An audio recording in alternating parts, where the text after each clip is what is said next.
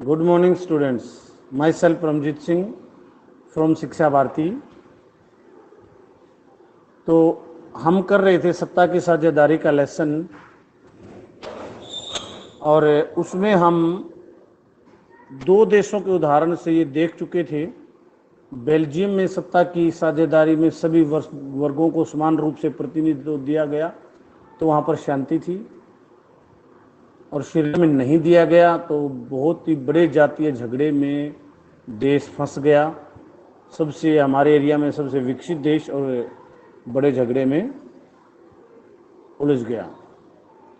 तो अब आज हम एक नया जो है लेबनान कर रहे हैं लेसन। हाँ, एक चीज़ मैं बताऊँ, ये नोट्स है ना, आप नोट कर सकते हैं। उर्वशी नोट करके डेली मेरे पास भेजती है, चेक करवाती है। और उर्वशी यदि जुड़ गई है तो ये ठीक से वो करा कर गुड़िया। कल 2-3 गलतियां थी आपकी, वो जो मैंने बताई थी, सिहली जैसे, वो हर जगह सिहली ही एक ही शब्द था। वो आपने आगे पता नहीं सीडली वो गलती से लिखा गया था या कैसे, 1-2 जगह सीडली लिखा हुआ था, बाकी तो नॉर्मल सी गलतियां थी। तो ये आप लिख सकते हैं। तो आज हम एक और देश का उदाहरण लेते हैं, लेबनान। तो ये जो ईरान, इराक, सीरिया, अरब में, इस सीरिया से आगे है लेबनान। तो वहाँ पर मुसलमान और ईसाई दो धर्मों के लोग रहते हैं और दोनों लगभग बराबर हैं। थोड़े बहुत ज़्यादा मुसलमान ही हैं, मतलब इतने ज़्यादा हैं कि गिनती में थोड़े बहुत, लगभग बराबर हैं दोनों वर्ग। और फिर इन दो वर्गों में आगे दो वर्ग और हैं। मुसलमान दो भागों में बटा हुआ है पूरी दुनिया में ही, शिया व सुन्नी। और ईसाई जो हैं वो भी दो भागों में बटे हुए हैं, कैथोलिक और ऑर्थोडॉक्स। तो वहां पर दोनों धर्मों के और दोनों वर्ग हैं। एक प्रकार से 4 वर्ग हो गए, शिया, सुन्नी, कैथोलिक और ऑर्थोडॉक्स। तो दोनों समुदायों में, यानी मुसलमानों में और ईसाइयों में आपस में झगड़े होते रहे। झगड़े इतने बढ़ गए कि ईसाई जो हैं वो फ्रांस में शरण मांग रहे थे, देश से भाग के वो फ्रांस में जाने लगे। और मुसलमान जो हैं वो सीरिया से एकीकरण की मांग करने लगे। सीरिया जो है मुसलमानों का देश है, और आज के टाइम पर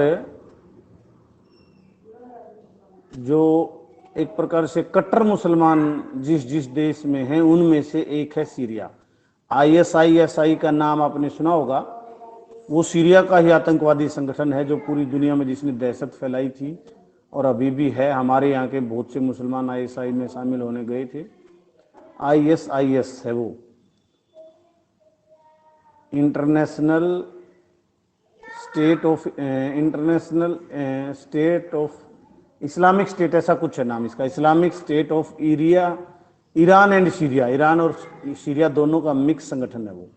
तो यानी कि मुसलमानों ने सीरिया से एक मदद मांगी, क्योंकि सीरिया जो है मुसलमानों का देश था, और ईसाइयों ने फ्रांस से मदद मांगी, क्योंकि फ्रांस ईसाइयों का देश था। ठीक है, अपने अपने मतलब धर्म के दूसरे देशों की तरफ वो चले लोग। तो ये स्थिति जब आई तो वहां पर एक समझौता हुआ सभी वर्गों के बीच में। ये समझौता फार्मूला क्या हुआ कि 4 जो देश में बड़े पद हैं वो चारों वर्गों में एक एक में बांट दिए, रिजर्व कर दिए। जैसे राष्ट्रपति का पद है वो कैथोलिक ईसाई के लिए रिजर्व कर दिया कि भाई कैथोलिक ईसाई ही भविष्य में राष्ट्रपति होगा। ऐसे ही प्रधानमंत्री का पद वो सुन्नी मुसलमान के लिए रिजर्व कर दिया कि आगे से सुन्नी मुसलमान ही प्रधानमंत्री होगा। उप प्रधानमंत्री का पद ऑर्थोडॉक्स ईसाई के लिए रिजर्व कर दिया कि भाई उप प्रधानमंत्री जो है वो ऑर्थोडॉक्स ईसाई होगा। और शिया मुसलमान जो है वो है संसद का अध्यक्ष होगा। तो इस प्रकार से 4 जो देश के बड़े पद थे वो चारों वर्गों में बांट दिए। तो निष्कर्ष क्या हुआ? समझौता सफल है।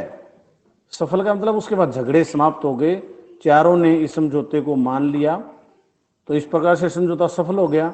पर लोकतांत्रिक नहीं है। लोकतांत्रिक क्यों नहीं है?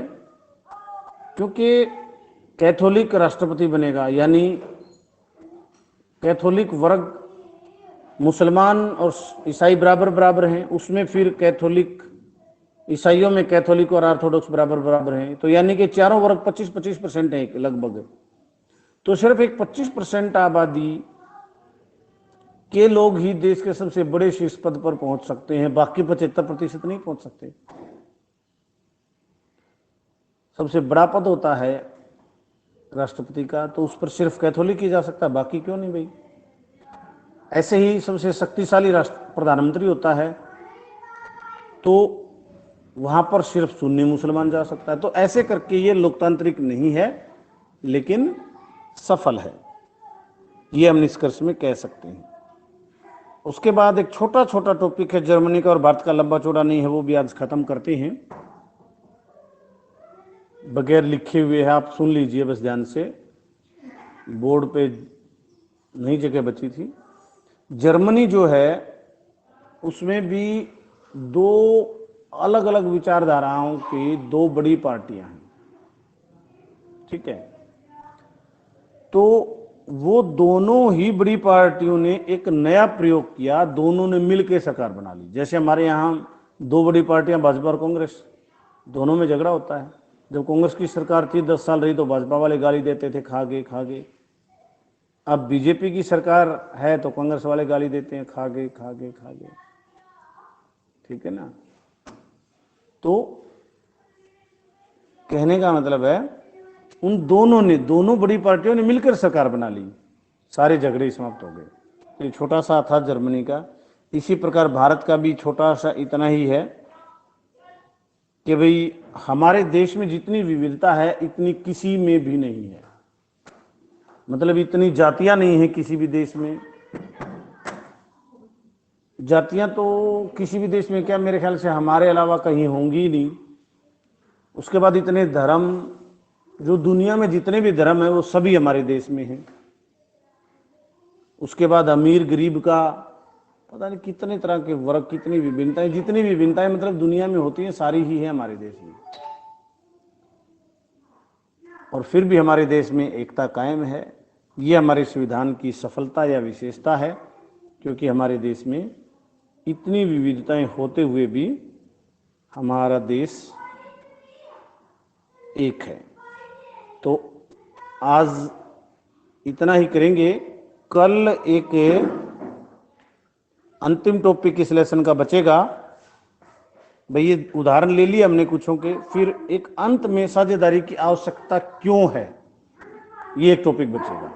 इसके पॉइंट लेंगे। वैसे तो हमने ये जब देशों के उदाहरण किए तो उसमें साझेदारी की आवश्यकता क्यों है ये भी हम कर चुके, देख चुके हैं। विदेश में शांति बनी रहे, सबको समानता का अधिकार मिले, इसलिए साझेदारी आवश्यक है।